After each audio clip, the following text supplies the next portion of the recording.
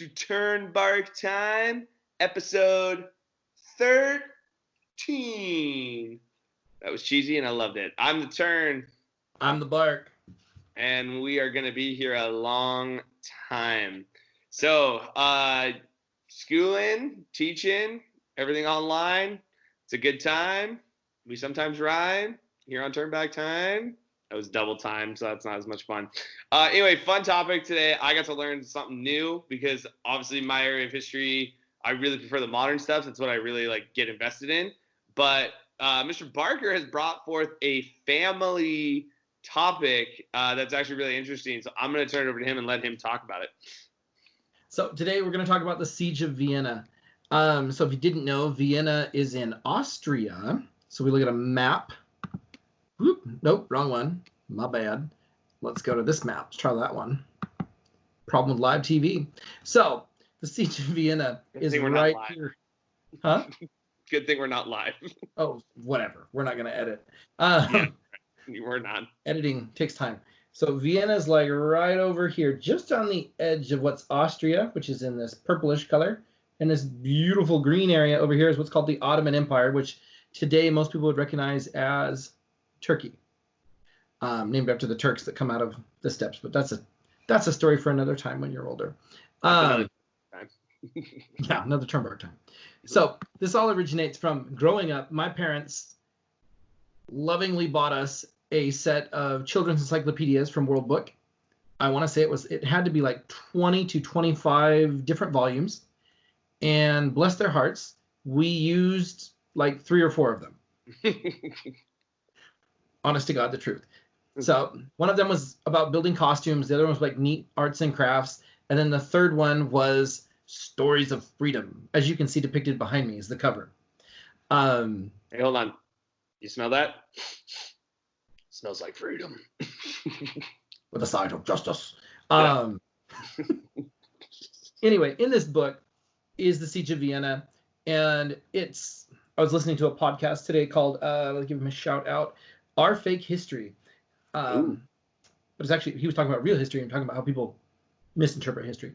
But anyway, we're going to talk about the winged hussars of Poland, which is really kind of the hero of the story, right? There's this castle full of defenders that are being besieged. They're outnumbered 15 to 1.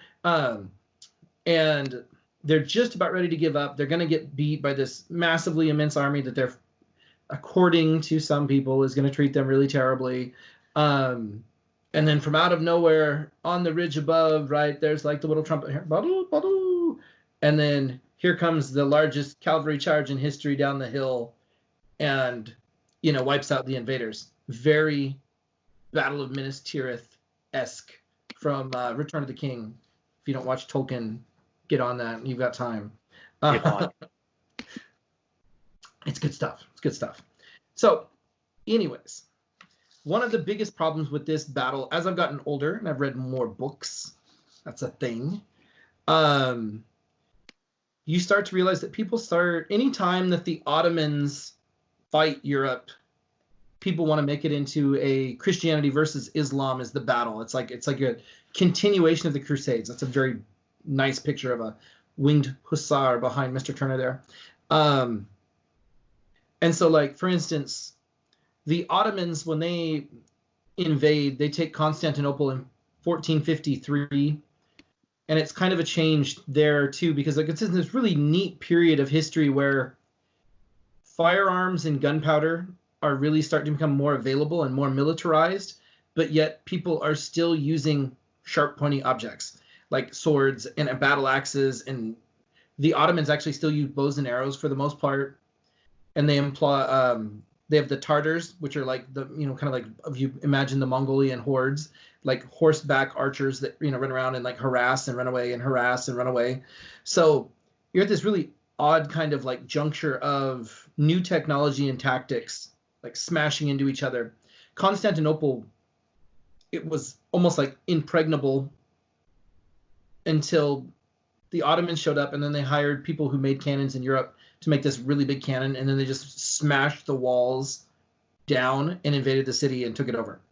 So that's kind of where the beginning of this as a political issue really starts, is that the Ottomans view themselves, they took Constantinople, which was the capital of the eastern half of the Roman Empire. So Rome, after things start to fall apart, kind of breaks into two. There's what we today call the Byzantine Empire when we teach world history to 7th graders. And then like what we can consider the traditional Roman empires in the West, which falls apart and gets broken up by, the Vandals and the Goths, the Visigoths and the Ostrogoths, and, just not the Goths that we know today. They were more motivated. Yeah. But so when the Ottomans take Constantinople, they see themselves as rightfully inheriting the title of being like the Roman Empire by conquest. The problem is that during this time, in the area that will today be Germany, is what's called the Holy Roman Empire, which, according to my professor at Wazoo, wasn't holy, wasn't Roman, and wasn't an empire. It's like the exact same thing. Yeah. Must be in like a professor training that they go to. Yeah. Just remind them that the Holy Roman Empire isn't holy. Not Roman. It wasn't really an empire. So, and the king was actually like at one point like elected. Like they would have the princes of all these little duchies and whatever would vote, and then they would pick the king. And what they pick, Leopold I, who's part of the Habsburg royalty, part of the Habsburg family, which is also in control of Spain at the time. Kind of an odd mix of countries to be Austria and Spain. You don't really see the connection there, but their bloodlines are shared. But Leopold holds the title of being a Holy Roman Emperor. And so that is seen as kind of an affront to the Ottoman Empire, where they're like, no, we should be the Romans. We beat them. You didn't beat anybody. And plus, as the Ottoman Empire starts moving into Europe, the first major kingdom that they're going to run into that's kind of organized and defensible is going to be the Austrian Empire, or the Austrian Kingdom. And so they tried back in the 1500s, in 1529, there's a failed attempt to besiege Vienna. And then later in the 1500s, in 1571, there's a naval battle at Lepanto, which, according to Victor Davis Hanson, who wrote this book that I'm not a very big fan of, a numerically inferior Spanish, Venetian, and Papal state fleet defeats the Ottoman Armada, and he has all these reasons why Europe's better than the Muslims. But again, because the papal states are involved, it becomes this issue of Christianity versus Islam. When you really think about it, it's more about economics. They're defending their right to own the trade empire in the Mediterranean and to protect all of the wealth that's going to start coming out of the New World into those countries, which is part of the reason they're like, oh, and the Ottomans never harried us again, according to Hansen. But it's like, yeah, well, the Ottomans weren't stealing all the gold out of America, and enriching themselves and engorging themselves on all the stuff from. I've got problems with them. I really think that we need to kind of check ourselves and make sure that we're depicting history accurately, because as everybody says, history is written by the victors. The victors. The victors get the spoils and write the books. Yeah. So a sultan, come on, clicking the mouse and the mouse isn't working. There we go. So these are the leaders of the two empires at the time. So over here behind me in these like very bootylicious pants is Leopold I. A looker, I know. And then his enemy in this conflict is going to be Mehmed IV, Sultan of the Ottoman Empire. And so, interestingly enough, even though these are the two leaders of the country, neither of them are really active in the battle. So, just like when the U.S. goes to war outside of Washington, right? No president's ever led an army into battle. And so Mehmed is a very learned sultan. He wants to become famous. He has an uncle that's famous for being the sultan when they captured Baghdad in American English.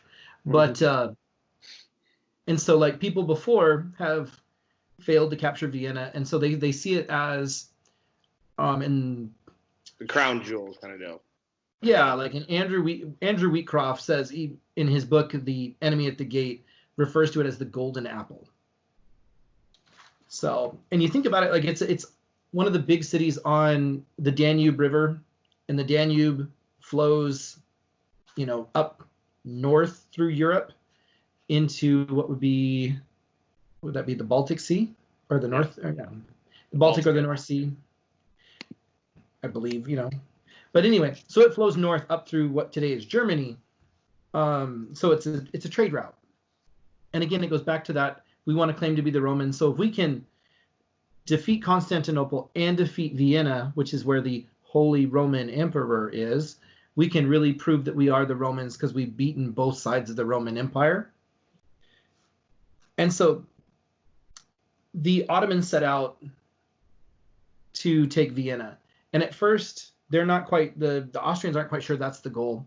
And then once they realize, they kind of have to go, oh crap, we have to get ready. Because Vienna, the main wall around the city of Vienna was built in the 12th or 13th century with the money that they extorted from England for Richard the Lionheart. And then they've made some additions later to kind of renovate those walls and update them with the more spearheaded shaped parapets or bastions that we're more familiar with seeing with like forts in the Caribbean. So if I'm going to flip to the map of that, you can, pretty small on here, but you can kind of see like these little like triangular points. And what that does is with the invention of cannons and muskets is it gives you those overlapping fields of fire where you can hit the enemy with two different kind of like sets of cannons instead of just one with a flat wall. It was the Black Sea, by the way. It was the Danube flows into the Black. So. My bad. No, I was just saying we're questioning. Oh, so it flows the other way, does it? Yeah, but it does start in Germany, near Switzerland's border too. So I'd say the Swiss Alps probably coming down. What's interesting about this too is when we talk about this battle and we take a look at it, having to take a look and see how this happens multiple times in history where you have new technology, but people don't use it. And we'll see this like in the American Civil War. It'll be deadly. World War I, this will be atrocious in terms of like death tolls and things like that. So when we take a look and say, okay, like they're coming for Vienna, remember it's a political battle, right? Like we want to be called Rome. And if we can defeat them, we get to be called Rome. So it's basically like, I don't know, would you say it's like fighting like heavyweight to earn that heavyweight champion title? Kind of deal, like somebody wants to hold it. Yeah, it's about the title. They want to be respected. They want to be seen as another big power, just like the other Europeans are. And they want the respect that Rome had or the Byzantines had, and they're not getting it because they're viewed, since they're a Muslim empire, they're viewed as the infidel, which is generally a word that we turn around and say that the Muslims use to determine everybody else. But they're the other. I mean, there's always this sense of like, we don't like each other, but if we can find somebody else that's different from us, we'll put aside our differences and go fight the other person. And that's what happens to them in like early on with the Battle of Lepanto is, right, the Holy League of Spain, at that time Venice, and then the Papal States come together to push them back. And that makes it, again, because the Papal States are involved, it really pulls on those religion strings. But in this battle, one of the things that they begin to realize really early on, the Ottomans do, is that warfare is changing. If you have a castle up on a hill, in medieval times, that was a great thing because it was really hard to get at you. But with the invention of cannons, it's like, I can sit here and throw cannonballs at your wall until your wall falls down. So people start building actually fortifications that are closer to the ground.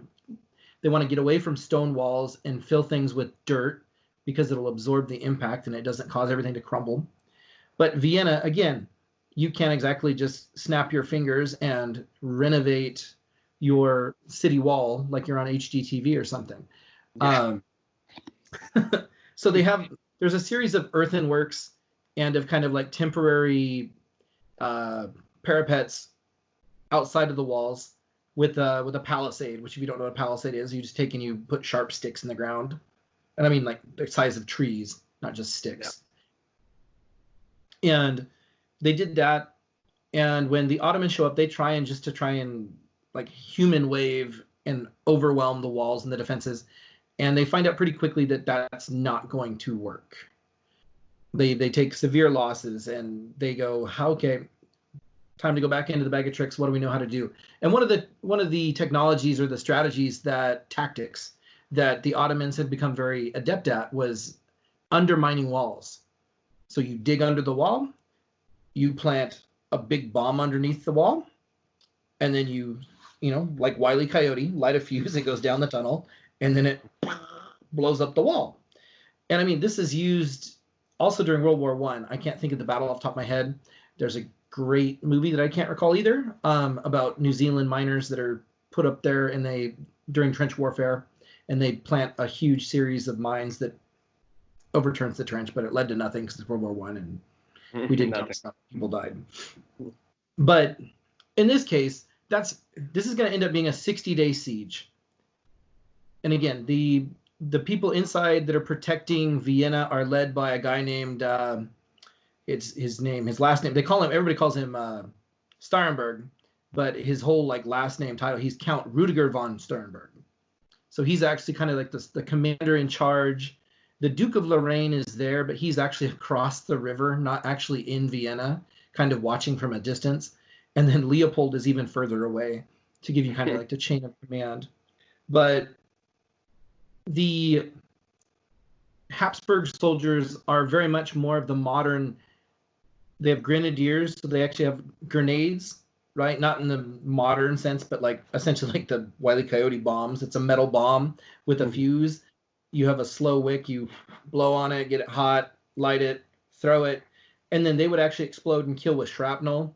The Ottomans used grenades, but they didn't have the hard iron casing on them as much. They're more like clay, I think. And so they would do their damage with more of like percussion or like concussion, right? Just exploding, the actual like force of the explosion. But anyway, things look really dire. It gets so bad that and the soldiers that were out in the field for the Habsburgs come back inside the walls, and they bring red flux. And the city had just gotten over, we talked about this before, just gotten over a plague like 3 years earlier. So Vienna is not exactly like, not much of a crown jewel at this moment, but it's more of a symbolic gesture. And so things are going really poorly. Eventually the Ottomans take over kind of the earthworks, and they begin to undermine the walls. And they actually blow, at one point, a 30-foot section of wall falls in Vienna. And so it literally becomes, if you think about the Battle of Helm's Deep from Two Towers, where there's a hole in the wall, and you literally the two armies just smash people into the gap in the wall.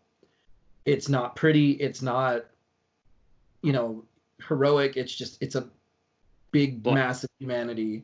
And so, like, the defenders are able to push the Ottomans back at that point, and then they put up like kind of a temporary wall. But like Vienna is at the tipping point of falling. And what Leopold has been doing is he's been trying to implore people to like send help. And for the large part, like the coffers of the Austrian Empire were pretty dire. He didn't have a ton of money. He'd spent it all trying to fight France, and actually worried about fighting France. Worried about I'm trying to think, it was the Bourbons like coming over from France and invading upon the other side, which is kind of what left the door open for the Ottomans to come up and attack them in 1683 here. But what saves his bacon is that the King of Poland, who, depending on the source you read, in the actual like some of the more like I guess like traditional like Polish spelling would be Jan Sobieski. But when they anglicize it, they call him John Sobieski. It's in the same way that like everybody had a King Henry. Like Henry's in English or Henry, but in France they're Henri, and in Germany they're Heinrich. Yeah. So what happens is like literally on the last day, the Ottomans, the general of the Ottoman army, Kara Mustafa, the Grand Vizier, because the Sultan is actually back home, like in the capital, waiting. Because if they win, it's his fault. He gets to claim the win. And if they lose, the Grand Vizier, it's all his fault.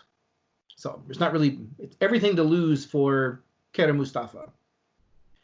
And he commits his troops to like the final assault on the city as the relief army shows up, and just kind of like through a perfect storm of bad things happening to the Ottoman army, the Polish army has the winged hussars, which a hussar is really kind of an antiquated thing at the time.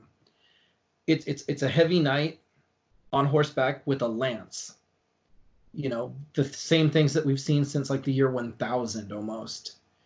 Now they still carry like little war hammers or like axes, swords in addition to that, and maybe a small number of pistols, which is kind of a new addition because gunpowder is becoming a thing.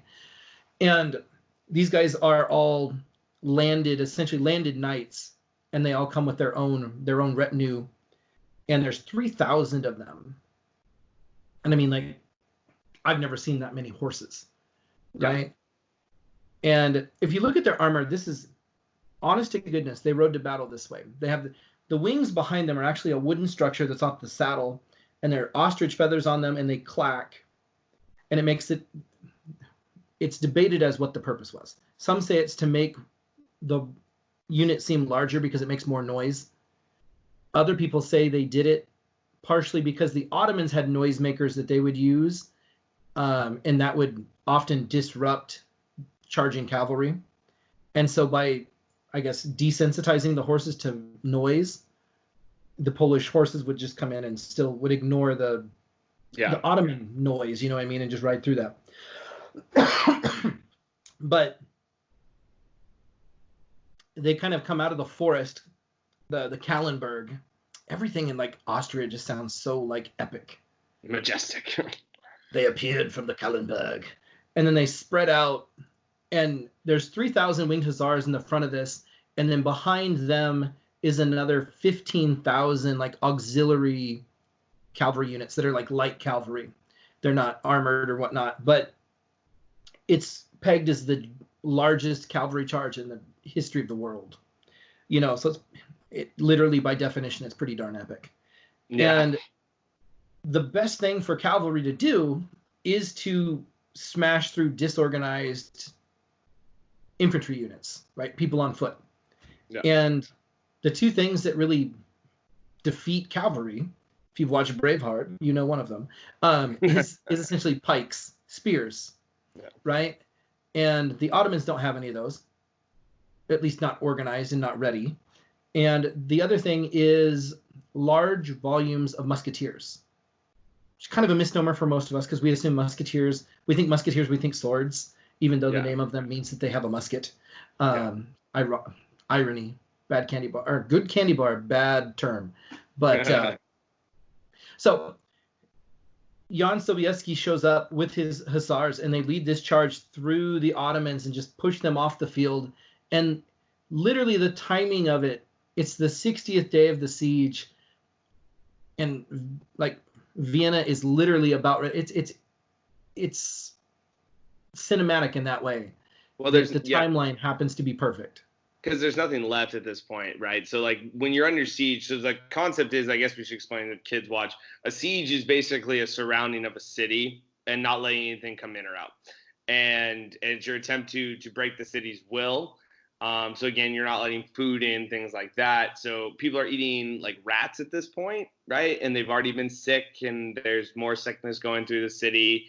Like, the people aren't, like, full muster, ready to, like, stand their ground and fight, and then lack of food doesn't make it any better. So this is literally, like, that climactic moment, like you said, cinematic moment, where, like, you just know that it's an Alamo moment, and everyone's about to go down in a rage of glory, but they're going to go down nonetheless, to have then, like, the trumpeter call, and these guys show up.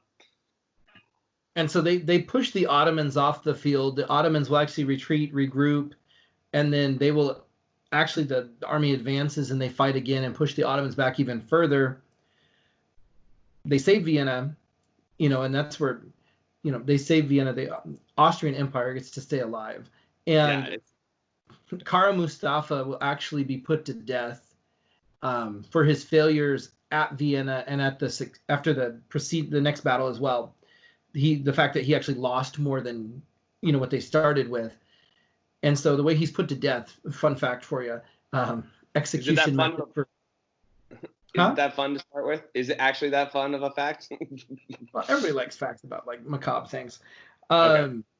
If you were an upper class Ottoman and you displeased the Sultan, you were put to death by strangulation with a silk cord. Oh, really? Yeah, so two guys would come and they'd put it, and Qadar Mustafa is said to have lifted his beard to give, like, to essentially like show his neck, and then like to allow them to do it because he knew he'd screwed up and like there was just no point. It almost like reminds you of like, you know, like the samurai code, like people committing like seppuku, where like you like, you know, slice your stomach open and have your friend cut your head off. Got my back. Actually got my head, but then they took the skin off the head, stuffed it full of straw, put it in a box, and sent it to the Sultan so that they could prove that he actually died. Wow. And that was his own people. But one of the other things is that during this time period, they always point out the terrible things, and I just kind of did it right there, that the Ottomans would do. But the Europeans really weren't any better. No. Right? It's just one of those things that we really have this kind of this historical bias where we go, yeah, we do bad things, but we're still not as bad as those guys. And you just see it keep playing out throughout history over and over and over again. But the thing I want to really like bring back is that this is a political and economic battle. It's not done as the main impetus behind it is not religion. No. You know, it's more of a political and like a vanity issue. Yeah. And there's a lot of white supremacists that put stuff out that try and make this the final battle happened on September 12th. And a lot of them will fudge the date so that it's September 11th so that they can make parallels with what happened in 2001, which is really unfortunate because it really kind of simplifies something that's very complicated. Right. Well, and like you said, though, like people, when we look at this and people politicize different things and make these battles bigger than they are, and then focus on the negative. I mean, like when you think about it, when history's written, right, like people around you is like, oh, we don't write about like the bad stuff that's happening to us because if we don't need to, right? Like everyone's here, everyone sees it, but like, holy crap, this is a new thing for them to do, to see, oh my God, like I need to write about this and document it. You know, you can talk about, it's the same thing. Like I make the comparison of like people talking about Native Americans taking scalps, right? Like you watch like Western movies or anything like that, especially the older ones, right? And the Native Americans are these horrific people who like grab your scalp and take your hair when you're alive and all that.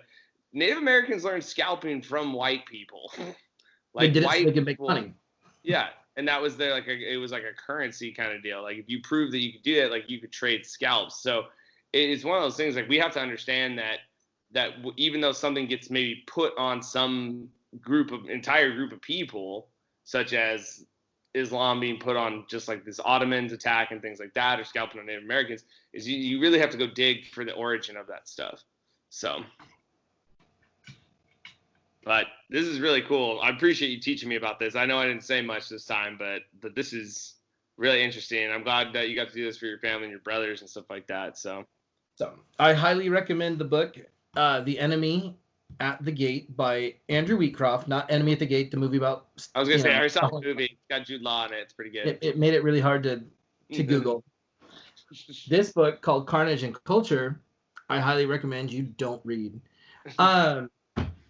It's all about European exceptionalism and why Europe's better because he says Europe's better. Oversimplify stuff, like using the term, instead of saying like the Austrians, it's like, well, the Christians, and instead of saying the Ottomans, it becomes the Muslims, and it's like, no, you can't interchange those things. Like it's like saying the Protestants and the English, they're different. They're not the same thing. You can't interchange. You shouldn't You can, because you can do what you want because you're your own mind, but you shouldn't use two titles interchangeably that aren't equitable, that don't mean the same thing. Yep. But with that being said, our title music today was brought to you by the Swedish historic metal band Sabaton, who I emailed and got permission to use their song. So if I need to prove it to YouTube, I can send them the email. So big shout out to Sabaton. They have a great song called Winged Hussars. It's like, when the winged dinosaurs arrived. Oh, it's great. Matt Canada, you'd love it. I've sent it to you. I know you've listened. So until next time. Yeah. Our next one we're gonna cover the election of 1800 next week.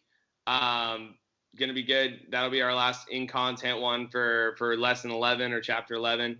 And then we actually have a really interesting topic we talked about. We discussed at the end of the show, which will be our Thursday or Friday release, which is gonna be we're gonna talk a little bit about federalism and what's going on, like who has the responsibility to do certain things, and at what point do you have to listen to authority above you, or can you go rogue? And this time period is the perfect time to talk about it. So again, election of 1800 should drop. We're gonna drop that Tuesday, and then either Thursday or Friday we will drop our little bit of a federalism talk.